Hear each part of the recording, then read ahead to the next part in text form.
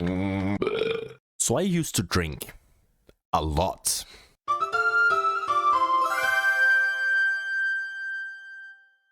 This story starts as a completely regular Wednesday. It's morning, it's July, and I'm sleeping peacefully. All of a sudden, my roommate just kicks in my fucking door, playing loud music and holding a filled beer bong.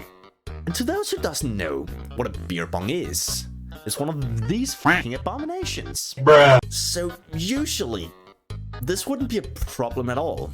But you see, it's 30 degrees Celsius outside, and I'm completely naked, covered only by like a thin blanket. So I asked my roommate, like, can I just put on some pants and then drink the beer bong? Where his response is just laughing at me, followed by, no.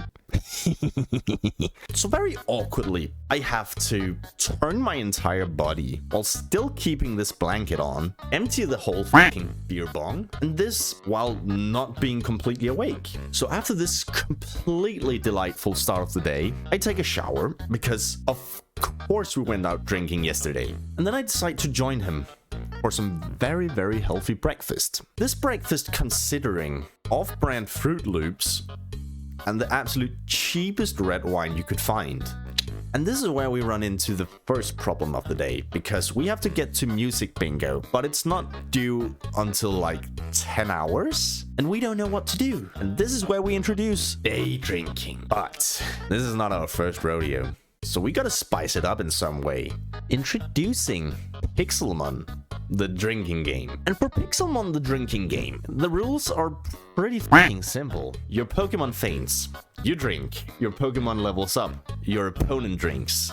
You defeat a gym in the very first try, and your opponent has to finish his whole fucking drink. And also, if you find a shiny, your opponent has to take a shot. And with these pretty simple rules locked in, my roommate and I decide to embark our journey in the Johto region, where he decides to choose Chikorita, which I don't fucking understand, because I chose Cyndaquil, which is just best guy of those starters. And I might have gotten a little bit cocky because it just went downhill from there. My Pokemon fainted 2 times on the way to the first gym, and my roommate just flies straight through it, catching a Pidgey and a Rattata.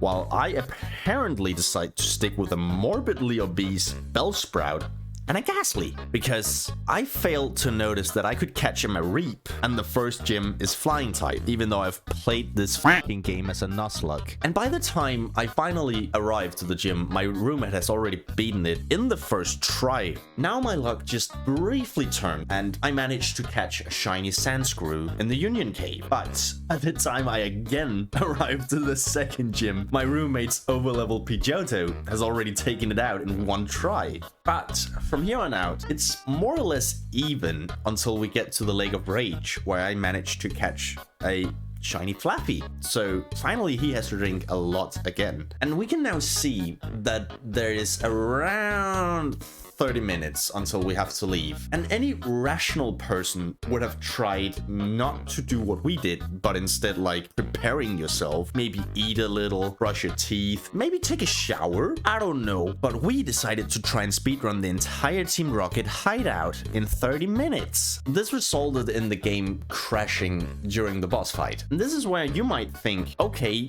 they measured the amount of time they had, so now they can safely get to the music bingo. And oh boy, you're wrong, because we found out that we're not very good at measuring time while being under the influence of funny juice. So we're already 15 minutes late by the time we get out of the door. And instead of going straight to the metro, we decide to go to the nearest grocery store to apparently get a bottle of Metro wine. And for those who doesn't know what Metro wine is, it's a fun little drinking game. Of course it's a drinking game. And it pretty much consists on you getting on the metro at point A, and that bottle has to be empty by the time you arrive at point B. And we're 2 people who's been drinking for 10 hours already. So this is a very healthy and safe option apparently. I don't know why we did it, but it was fucking hilarious. We arrive finally at the bar, and like any sane person would have sent us straight to a fucking hospital, because we are just hammered. Like, we've been drinking for over 10 hours, and the blackout phase is just like slowly starting to kick in. But no, the bouncer just takes one look at us. Yeah, you're good to go.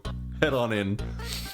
This is where the brilliance of music bingo just comes into play, because there's a lot of music, there's a lot of dancing and partying, and there's a lot of free alcohol for you to win. Yes. And you know, there's this pretty well-known term of drinking somebody under the table. And even though I have like a slight lack of memory from that evening, I do remember being on top of the table rather than being under it. Around 3 hours later, when the music bingo finally ends, we as a group collectively decide that it's officially too warm to be inside a bar, and we need to cool off ASAP. And what better way to cool off than skinny dipping in the freaking harbor? So we went skinny dipping. Around an hour later, and several failed attempts from the harbor to drown us, we're finally feeling a little bit cooled off, and we decide to go home. But we're like slightly intoxicated, and we fail to calculate that even though our body temperature gets cooled down while being in the water, the air temperature stays the fucking same. So when we finally get home, we're like sweating, and sleeping in a warm room doesn't really sound pleasant. So we decide to strip down completely naked again, crawl out a fucking window and onto the roof.